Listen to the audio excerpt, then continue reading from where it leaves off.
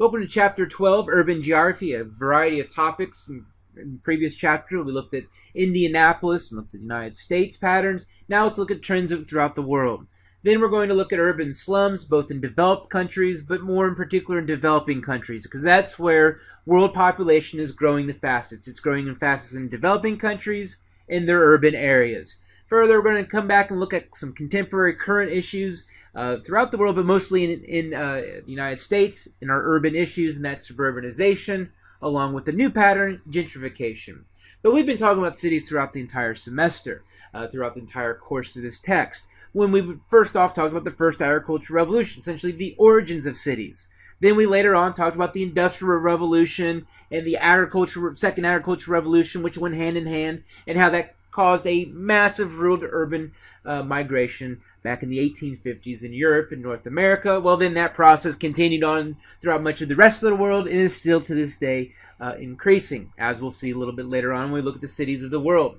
Further, we've been talking about how in terms of population change, in terms of globalization, in the first time in human history, we have more people living in urban areas than rural areas, and that changed in 2007.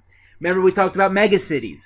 These cities are just growing like crazy. With what used to be Japan was the only megacity, now we got tons of megacities. We also talked about, in terms of the modern global economy, the role of global cities or world cities, the core of the core, the headquarters of multinational corporations. We talked about, in terms of the population economic geography of Indiana, we looked at cities as providers of basic industries, key dominant industries that are absolutely critical to providing local jobs and a local tax base and a local economic base. We then looked at central place theory and then the services, the non-basic industries that then market themselves by locating close to their customers, and we looked at the different thresholds and ranges. We also looked at how cities market themselves, how cities can just be like a product, a good, a service. They can sell themselves. Well, cities can sell themselves. And there's no doubt Indianapolis, in the case of our sporting events, is a good example of a city that markets itself using different types of events.